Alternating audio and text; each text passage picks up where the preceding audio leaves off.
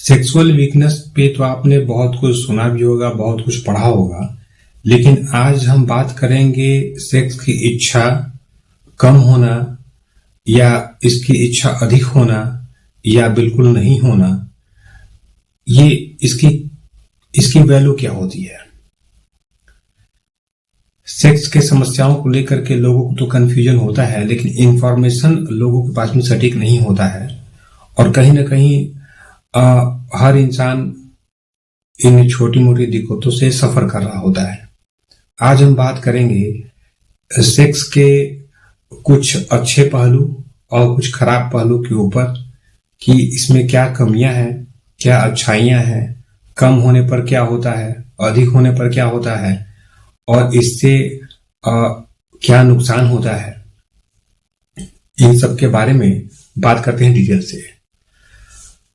तो देखिए, जब किसी भी मेल और फीमेल के अंदर में जब हार्मोन डेवलप होता है, यानी कि लगभग 12-13 साल से ऊपर की अवस्था जब होती है, तो उनके अंदर तमाम लक्षण प्रकट हो जाते हैं जो देखने में होते, उसमें बात नहीं करूंगा।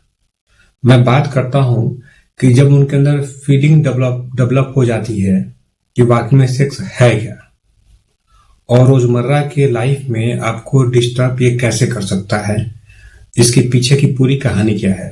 जो लोग सफर कर रहे हैं सेक्सुअल प्रॉब्लम से, जो लोग अवसाद से सफर कर रहे हैं, बहुत लोग नपुंसकता सफर कर रहे हैं, बहुत औरतें बाचपन सफर कर रही होती है, इन सब रोग का भी जिक्र आपको कहीं ना कहीं इसमें मिल जाएगा। तो ध्यान से देखिए, मैं आपको इंफॉर्मेशन दे रहा हूं, हो सकता है कि कुछ चीज भूलें, लेकिन कोशिश करता हूं कि आपको लगभग हर चीज में बता दूं। लगभग 20 साल की उम्र, 2 साल आगे पीछे कर सकते हैं एज फैक्टर, खान पान, लोकेशन के हिसाब से। इस अवस्था में लोगों के अंदर इतना दिमाग तो आ जाता है कि उनके अंदर एक्साइटमेंट हो रहा है, उनको सेक्स की जरूरत है। ये पहलू मेल और फीमेल दोनों के अंदर में आ जाती हैं।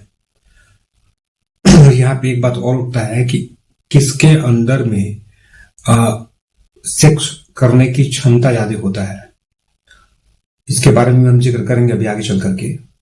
तो 18 से 20-22 साल की जो अवस्था होती है, वो आपके एक स्टार्टिंग फेज होता है आपके लाइफ का। इस टाइम पे पहले के जमाने में और आज भी कहीं कहीं लोगों की शादियां कर दी जाती हैं, जो कि एक परफेक्ट एज रेशियो था, लेकिन एजुकेशन सही नहीं होने की वजह से या जॉब नहीं होने की वजह से, जैसा कि समय में बदलाव हो चुका है, इस एज फैक्टर को बढ़ा दिया गया। वो इस एज फैक्टर का बढ़ना भी यहाँ पे जायज है।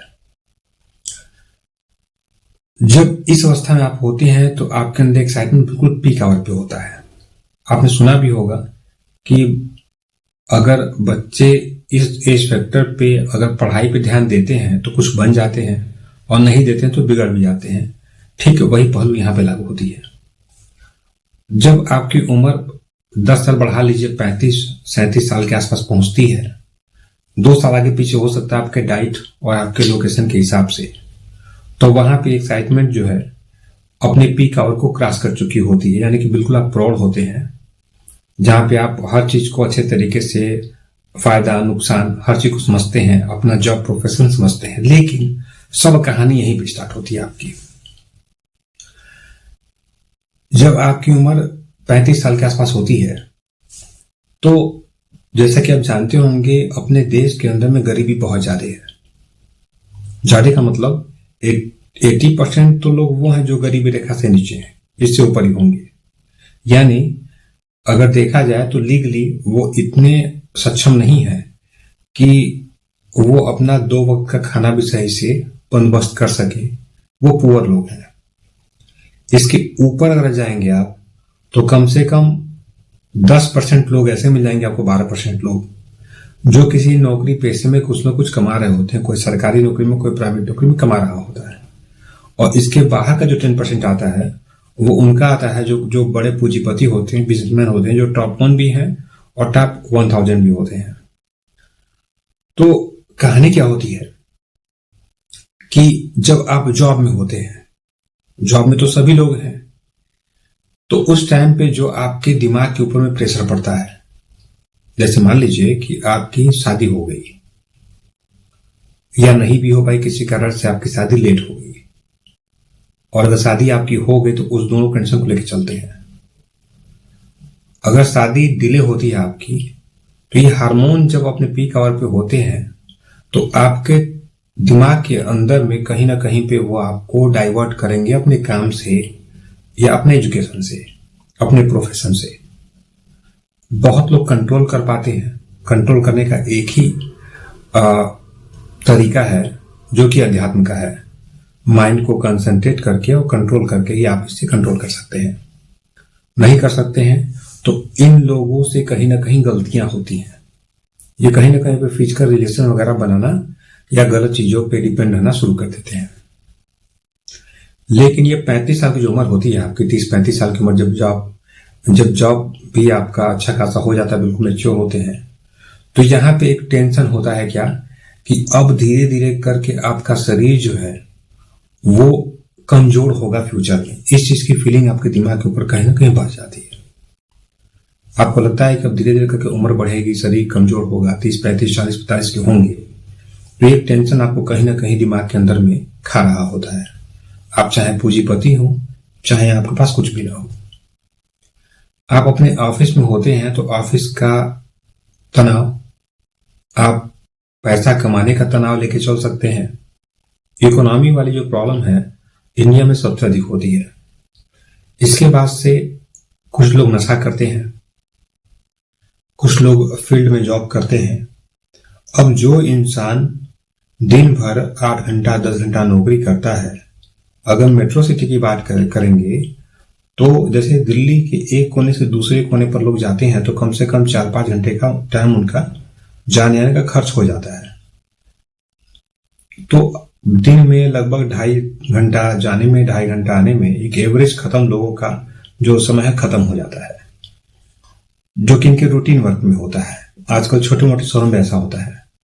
ऊपर से आप 10 घंटा काम करेंगे, इसमें आपको घर का भी काम करना है, पैसा भी कमा करके देना है, बच्चों को पढ़ाना है, माँ बाप हैं तो उनके इलाज के लिए या उनकी जरूरतों के लिए भी आपको देखना है। माँ बाप सक्षम है तो इलाज को लेकर के भी आपको जाना पड़ सकता है, टेंशन कहीं ना कहीं आपको होगी। तो ये सब चीजें कहीं ना कहीं आपके दिमाग के ऊपर में इस चीज को कम करने के लिए रिस्पॉन्सिबल है।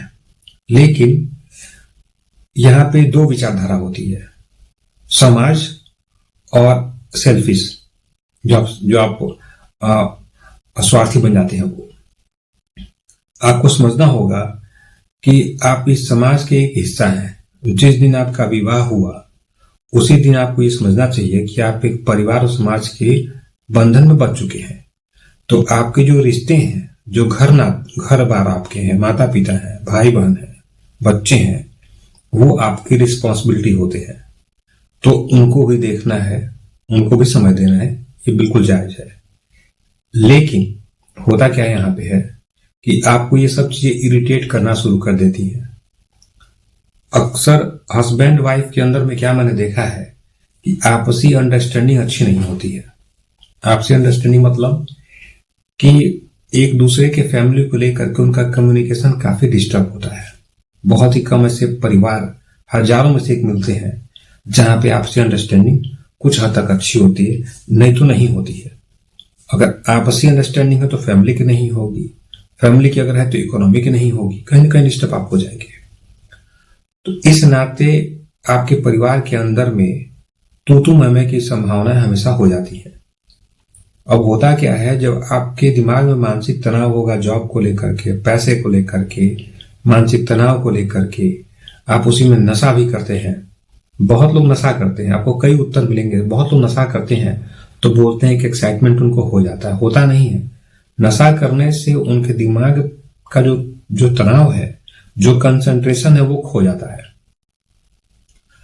तो वो बिल्कुल एक तरीके से उनका दिमाग जो है रिलैक्स मोड पे चला जाता है, जैसे कि कुछ सोच ना पा रहा हो, तो उनको लगता है एक्साइटमेंट है। लेकिन नशा करने से एक्साइटमेंट की वैल्यू नहीं होती है। दिमाग आपका जो है उन चीजों को सोच नहीं पाता जो रोजमर्रा की चीजें होती हैं। तो आपको एक्साइटमेंट कभी कभी लग सकता है, लेकिन हैबिट में आने पे ये एक्साइटमेंट को परमानेंटली गायब कर देता है। ये लोगों की सबसे बड़ी समस्या हिंदुस्तान के अंदर में होती है। तो जब आपके घर में हमेशा तू मैं होती है, मेल फीमेल पार्टनर जो भी हैं, कोई अपने आप को सुपीरियर बताना चाहता है, कोई अपने आप को सुपीरियर बताना चाहता है, तो इसको लेकर के तनाव लगभग हर घर में मैंने देखा है, लगभग होता है। आज का समाज ऐसा है कि जिसमें मैंने देखा है कि मेल फीमेल अगर हो, अगर मेल जॉब में हो तो हमेशा फीमेल को एक ग्लानि होती है कि वो जॉब में नहीं है तो उसकी कदर नहीं हो रही है। ये एक बड़ा कंफ्यूजन होता है। होना चाहिए, अगर जरूरत हो तो आप जॉब करिए, लेकिन अगर नहीं हो, अगर आप सक्षम हो तो कोई जरूरत ही नहीं है। किसको नहीं अच्छा लगता है बैठ करके आराम से रहें।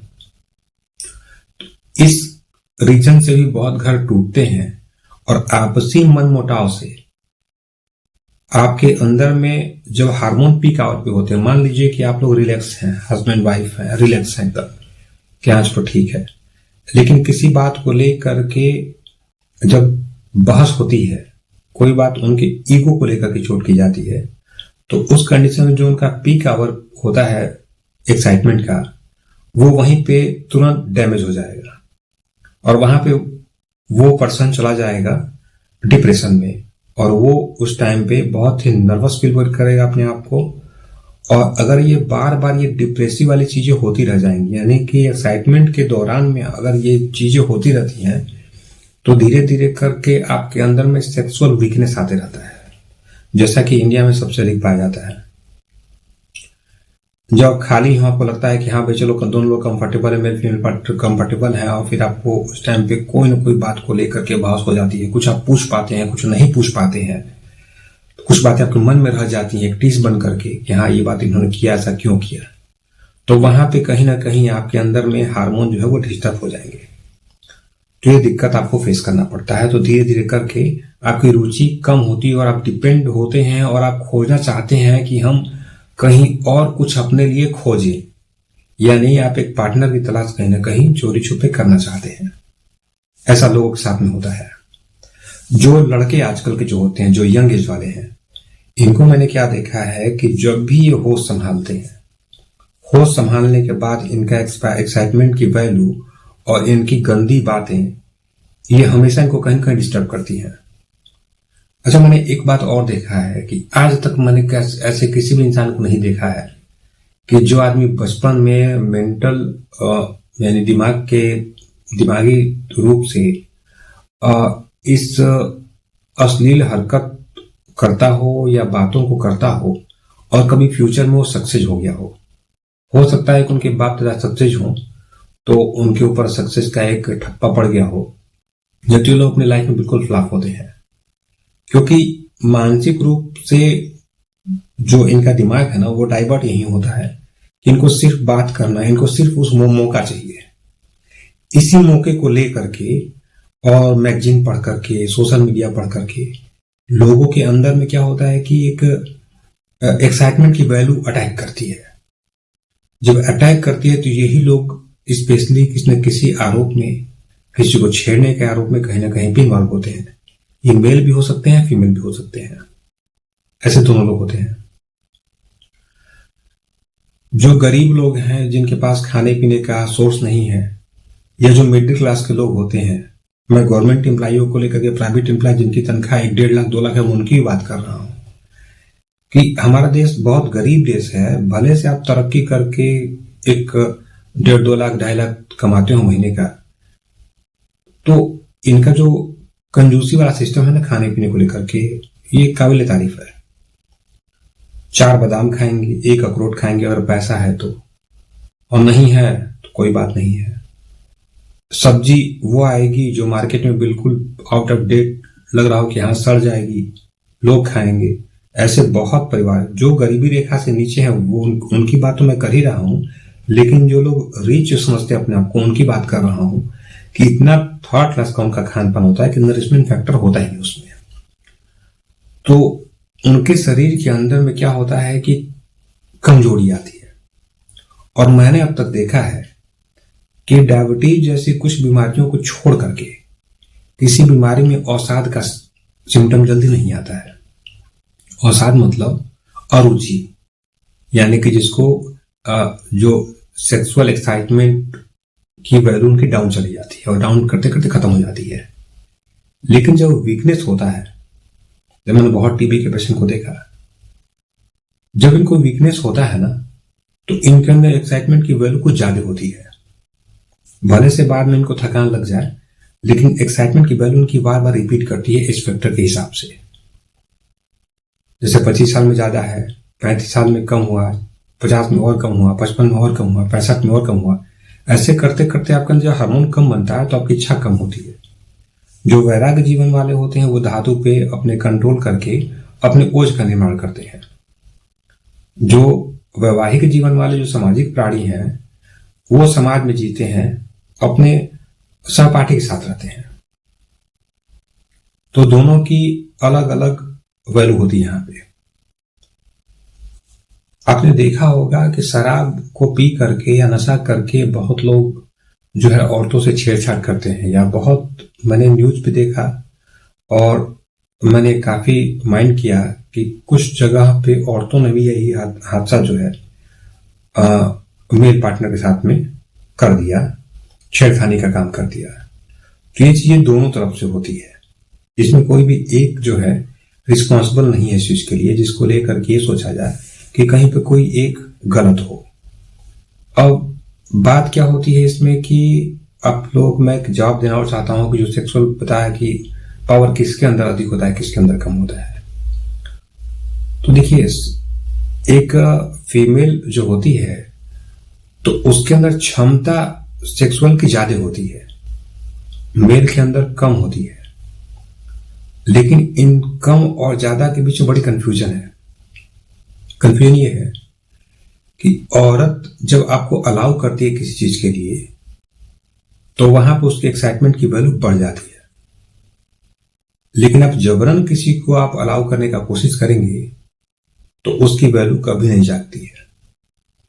लेकिन एक मेल के साथ में क्या होता है कि जब उसकी एक्साइटमेंट की वैल्यू बढ़ जाती है तो उसको हर जगह पे वही वैल्यू, हर पार्टनर के साथ में, सबके साथ में, हर कैटेगरी में एक बराबर नजर आती है।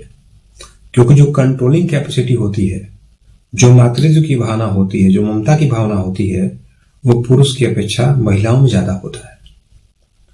तो कभी आप ये मत समझिए कि किसी महिला ने आपको कुछ बोल दिया या कुछ उसको देख करके, हंसी को देख करके, किसी सोशल मीडिया पे कमेंट को देख करके आप उसको अगर छेड़खानी करते हैं या उससे आप बात करने की कोशिश करते हैं तो उसने आपको सहमत दे दिया है।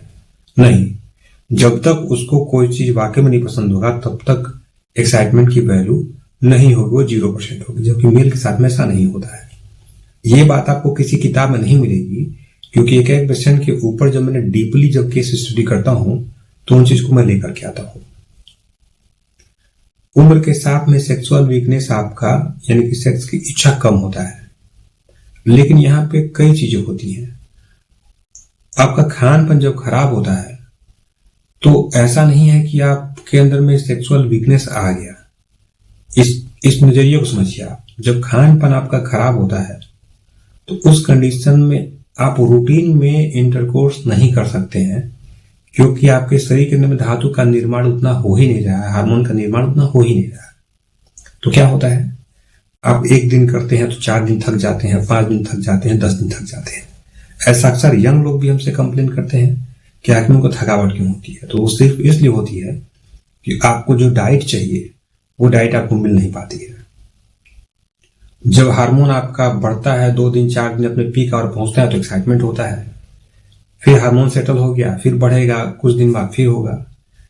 तो ये चीजें तो शुरुआत में आपको अपनी डाइट के हिसाब से लग जाती है। जैसे जैसे उम्र बढ़ता है तो हार्मोन का सिक्रेशन हमेशा कम हो जाता है।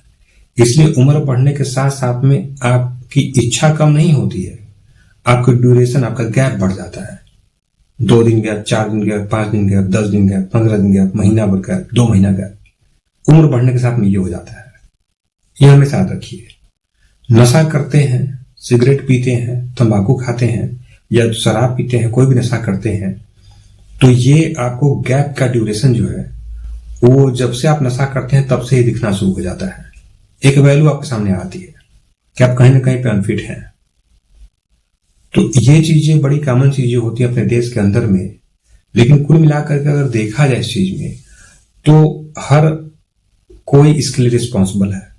रिस्पॉन्सिबल आपका एजुकेशन सिस्टम है, जिसमें आपको समझाना चाहिए था कि बेटा पढ़ाई करो, बेटी पढ़ाई करो, कुछ बन करके दिखाओ, काबिल बनो, अपने पैरों पे खड़े हो जाओ। ये न सीख करके आपको सोशल मीडिया के माध्यम से आपको सेक्स करने के तरीके सिखाए जाते हैं। इन लोगों से आप सावधान रहिए। ये पिक्चर, ये आप गाना सुनते हैं, मेरे ख्याल से कम 20 करोड़ के आसपास लोग होंगे हिंदुस्तान के अंदर में जो कि 24 आवर अपने कान के अंदर में हेडफोन लगा के यूट्यूब देखते होंगे। ये क्या है? आप जब देखते हैं कोई चीज तो दिमाग अलाउ करता है। मेल के साथ में कुछ ज्यादा ऐसा होता है, औरतों में भी होता है कि वो रेशियो कम होता है। जो लड़के होते हैं, काफी यंग जो लोग होते हैं, कहीं जॉब करने जाते हैं, अनमैरिड होते हैं, शादी होती है, घर से बाहर होते हैं, अगर वो ये चीज देखते हैं, सुनते हैं तो एक्साइटमेंट की वैल्यू बढ़ती है और कहीं ना कहीं कोई घटना हो जाती है। तो घटना क्यों होती है? क्योंकि ये सब अलाउ कर गया है, करा रखा आपको। जो सोशल मीडिया पे जो आपको गलत तरीके से कोई चीज रिप्रेजेंट किया जा रहा है ना, वो नहीं करना चाहिए था। आपको सिर्फ इस सेक्स के दलदल में ढकेला गया। इसके एवज में परिवार विघटित होने का, याद रखिएगा, परिवार विघटित होने का हिंदुस्तान के अंदर में लगभग 80% अगर कोई रीजन है तो सिर्फ मेल और फीमेल का ये होता है कि हम लोग ऐसे जगह चलें जहां पे कोई डिस्टर्ब न करे, अकेले रहे। ये चीज मैंने देखा एक बहुत कॉमन फैक्टर है। शादी हो गई, हस्बैंड वाइफ तुरंत बाहर चले जाएंगे। जो माता पिता आपको पैदा किए और आपके लिए समय खर्च किए, आपका पेशाब साफ किए, आपका लैट्रिन साफ किए, आपका डायपर बदले, रात रात भर जगे, आप उनसे पीछा छुड़ा करके सिर्फ अपने स्वार्थ के लिए उनको देखने तक ले जाते हैं।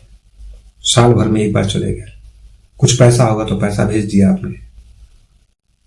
तो जो लोग, जिनको प्रॉब्लम ना हो कि हाँ बाहर नहीं जाना है, वहां पे रह करके अपने घर के आसपास कारोबार करते हैं।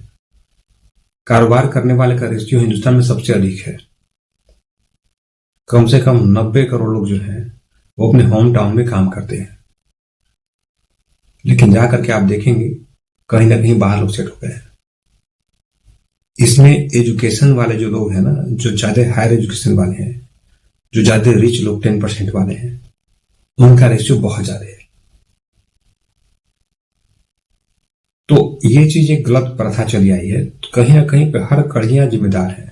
आपका ऑफिस जिम्मेदार है, आपके हर बॉस जिम्मेदार है, आपका अधिकारी जिम्मेदार है, आपका सिस्टम जिम्मेदार है, हर लोग कहीं ना कहीं से जिम्मेदार है। आपका शराब है, आपका नशा जिम्मेदार है, आपका खान पान जिम्मेदार है, आप खुद जिम्मेदार हैं, आपके माँ बाप जिम्मेदार हैं, आपके टीचर जिम्मेदार है, आपका पैसा जिम्मेदार है। हर लोग कहीं ना कहीं पे इस चीज के लिए जिम्मेदार होते हैं। तो मेरा सिर्फ एक डिस्कशन ये करना था कि सेक्स का एज फैक्टर क्या होता है, डे बाय डे कम कैसे होता है, इसकी नकारात्मक पहलू क्या होती है, इसकी सकारात्मक पहलू क्या होती है। तो सब चीज को आप ले करके चलें। और मेरा एक मानना है कि अगर कि परिवार का विघटन इससे होता है और लाइफ बर्बाद होती है लोगों की। और लाइफ जब बर्बाद होती है तो उसको विघटित करके आप और बर्बाद करेंगे, उसको जोड़ने का काम करना चाहिए। तो जो भी मेल फीमेल पार्टनर होते हैं, तो मैं उनसे ये कहना चाहूंगा कि आप लोग एक दूसरे पर भरोसा करना सीखें। दुनिया पे तो आप नहीं कर सकते, चलिए ठीक है, लेकिन अपने एक दूसरे के ऊपर भरोसा करना सीख लीजिए। आपकी अंडरस्टैंडिंग काफी अच्छी होनी चाहिए। एक दूसरे के माँ बाप दोनों के होने चाहिए और एक दूसरे के परिवार एक दूसरे के होने चाहिए। सबके में अगर आप जाएंगे तो ही सबके आपको भी कोई पूछने वाला है। इग्नोर करके आप बड़े बन सकते हैं, लेकिन जिस दिन आपकी उम्र 60 साल 65 साल के आसपास हो जाएगी, फिर आपको याद आएगी कि आपने कमाया क्या है। सेक्सुअल लाइफ, मैरिज लाइफ की अलग पहलू है, अलग ड्यूरेशन है, इसका अलग समय है। आपके सामाजिक लाइफ का अलग समय है। सभी रिश्तों को पिरो करके और आप रखेंगे तो उस टाइम पे आप बिल्कुल खुश होंगे। आपको भले से साल भर तक कहीं बाहर जॉब करना पड़ जाए, घर से दूर रहना पड़ जाए, अपने पार्टनर से दूर रहना पड़ जाए, लेकिन अगर आपके अंदर में भरोसा होगा और आपके अंदर में अगर रियल प्रेम होगा तो उस कंडीशन में आपकी अंडरस्टैंडिंग हमेशा अच्छी होगी और एक लंबे समय तक आप सेक्सुअल वीकनेस से दूर रहेंगे। खान पान, परहेज जो चीजें होती हैं वो रोग के लिए होती हैं। अगर कोई रोग है उसके लिए हमारी पूरी टीम है कि आपको हेल्प करे। किसी को लगता है कि हाँ, उनको अगर कोई प्रॉब्लम है, लगता है कि वाकई में वो अनफिट है, तो आप कंसल्ट करिए, आपको सही सलाह दिया जाएगा। लेकिन अगर इनमें से कोई दिक्कत आपके साथ में हो रही है तो कोशिश करिए कि उस दिक्कत को दूर करें, गलतियों को हटाइए और अपने लाइफ को स्वस्थ बनाइए, समाज को स्वस्थ बनाइए। मैं कोई भी चीज कहीं पर लिख करके नहीं पढ़ता हूं, टॉपिक मेरे मिक्सअप होते हैं। हो सकता है कि आपको वीडियो दोबारा में देखना पड़ जाए, कोई कमर्शियल वीडियो मेरा है नहीं, तो आप देखते रहिए। बाकी मैं टॉपिक आपको ढूंढ करके, सोच करके जब आएगा आपको वीडियो में देते रहूंगा। Thank you.